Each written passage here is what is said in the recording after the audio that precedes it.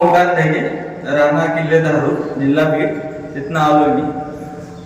इथं सगळे पॅरेंट्स आहेत, विद्यार्थी पण आहेत आणि स्टुडंट्स पण आहेत. माझा मेन एक्सपिरियन्स आहे ती रिलेटेड करिअरच्या रिलेटेड आहे की जे आपली 10वी-12वी नंतर काय करायचं, सगळ्यांना तोच प्रश्न असते. मुलं पण झाले, पॅरेंट्स पण झाले, तेच विचार करतात. ते सन 2019-20 ला मी इथं पहिल्यांदा आलेलो माझ्या मम्मी पप्पांसोबत. त्यावेळेस मी डिग्रीमध्ये होतो, बी फार्मसी.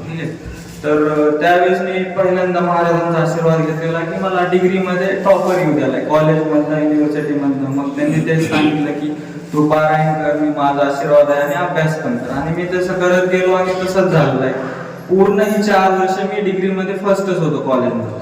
मग त्यामुळे मला कॉन्फिडन्स भेटला की यार मी करू शकतो आणखीन काहीतरी. फक्त नाही की बी फार्मसीमध्ये मेडिकल टाका आणि त्याच फील्डमध्ये पुढे होत जा, तेवढंच करिअर नाही. मग मी परत महाराजांकडे आलो. त्यामध्ये वाऱ्या चालूच होत्या आणि ते जे ग्रंथ वाचायचं ते जसा टाइम भेटत तसं करत होतो. असं नाही की मी तुम्हाला सांगतो की रोज मी वाचत होतो असं, पण टाइम भेटत तसं मी माझ्या ह्यानी करत होतो. आणि दुसऱ्या बी फार्मसी झाली, मग महाराजांकडे आलो, पेढे ते खाऊ घातला आणि परत आशीर्वाद घेतला. पुढे काय करायचं आता, मला तर हे मेडिकल आणि जॉब नाही, पुढे काय करायचं ते आशीर्वाद. मग त्यांनी बोलले तू काही करू नको, होऊन जाईल. आणि ती अशी जीपॅट म्हणून एक एक्झाम असते रिसर्च साठी, ती एक्झाम मी दिली होती, ती क्वालिफाय झालो. आणि त्यानंतर समजलं की यार फक्त एम फार्मसीचा ऑप्शन नाहीये, त्यासोबत आपण नायपर जेई म्हणून एक एक्झाम असते, माहित नाही किती जणांना माहिती, ती मी दिली होती. नॅशनल लेवलची असते, त्यामध्ये ना सगळे नॅशनल इंटरनॅशनल स्टुडंट्स असतात.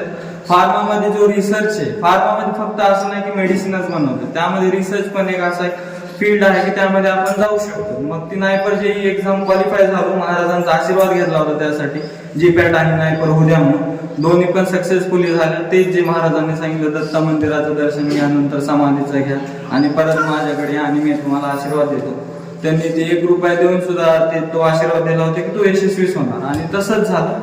नायपर जेई क्वालिफाईड झालो, मास्टर्स केलं माझं तिथंच मी रेग्युलेटरी टॉक्सिकोलॉजी मध्ये. म्हणजे जे हा मेडिसिन आहेत आपल्या मार्केटमध्ये, त्यांचं नाव मी तिथं टॉक्सिसिटी चेक करतो की लिव्हर का फेल व्हायले बाबा, किडनी का फेल व्हायली. सध्या नाही का पेशंट्सला खूप तीच प्रॉब्लेम आहे की गोळ्या खात्यात आणि दुसरंच काहीतरी होऊन चालले. मग आम्ही ते प्राण्यांवर चेक करतो, प्री क्लिनिकल ट्रायल्स बोलतात त्याला. त्यामध्ये मग ती फील्ड इंटरेस्टिंग होती. महाराजांच्या आशीर्वादामुळे ते पण झालं. मग परत मी मास्टर्स झाल्यानंतर 23 मध्ये महाराजांचा आशीर्वाद घेण्यासाठी आलो हैदराबादमध्ये. ते research institute, national institute of pharmaceutical education and research. Total इंडियामध्ये 7च कॉलेजेस आहेत ते नायपर्स. इंजिनिअरिंगचे कसे जेईचे आहेत तसे नायपर्स म्हणून फार्मसीचे. त्यामध्ये टॉप मध्ये माझा लागला होता हैदराबाद. परत महाराजांचा आशीर्वाद घ्यायला आलो. ते आता समोर काय करू, ह्यामध्ये तर जॉब तर चांगला भेटत होता. MNC कंपनीची डॉक्टर रेड्डीज झाली, सन फार्मा झाली, सिप्ला झाली, ज्या मेन MNC कंपन्या आहेत आपल्या इंडियामध्ये, मेन जेनेरिक मध्ये, त्यामध्ये जॉब भेटत होता. पण म्हणल्या आता समोर मला असं वाटत होतं काहीतरी सायंटिफिक लेवलचं काहीतरी कॉन्ट्रीब्युशन करा.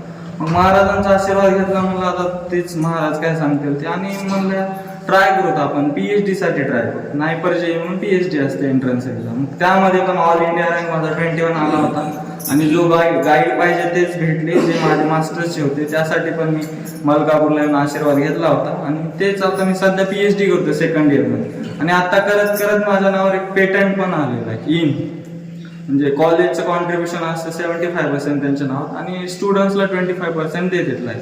तर मग आम्ही ना जॉईंटवर एक मेडिसिन तयार केली, ज्यामुळे तुम्हाला पेशंट्सला ना डेली पॅरासिटामॉल जी घेतो, डायक्लोफेनाक जी घेतो पेनसाठी नाही का, पाय दुखायले मी गोळी खातो ती त्यासारखं. पण आम्ही जी इंजेक्शन तयार केले ती जर 1 टाइम दिलं ना तर 1 महिन्यापर्यंत तो पेन थांबू शकतो.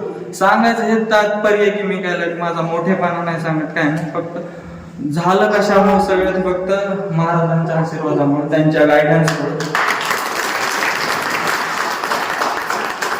इथे येऊन एक पॉझिटिव्हिटी भेटते, ते एक एनर्जी भेटते की यार काय करू शकतो आपण. ठीक आहे, नॉर्मल तरी आहे, जॉब आहे, फॅमिली प्रेशर आहे, हे ती करायचं हे करायचं, पण दुसरं काय करू शकतो. इथे येऊन एक ती आयडिया भेटते, ती महाराजांच्या थ्रूच होऊन जाते. ते आशीर्वाद देतात म्हणजे ते झालंच समजायचं, फक्त आपल्याला इम्प्लिमेंट करायचं, पुढे जायचंय. त्यामध्ये ते मेन ग्रंथ वाचायचे, अध्याय पूर्ण करायचे ते 21 वेळा. तुम्ही कसं पण करा, एक दिवस जर तुम्हाला होत नसेल तर मी माझा अनुभव सांगतो. सॉरी महाराज, म्हणजे तसं पण मला जसं टाइम भेटत होता तसं मी कम्प्लीट करत होतो. कधी दिवसातून 5-6 अध्याय वाचले, कधी 4-5 वाचले, कधी नाही टाइम भेटला तर त्यासाठी काय म्हणजे हे नव्हतं करत एक दिवसासाठी. बट अध्याय पूर्ण करत होतो, ग्रंथ वाचत होतो चांगल्या प्रकारे, ते पीत होतो दुधासोबत. आणि मेन म्हणजे स्मरण पण महत्वाचं आहे अभ्यासासोबत, ते पण करत होतो. त्याचा मला खूप फायदा झाला आणि त्यासाठी मी परत महाराजांचा आशीर्वाद घ्यायला आलो.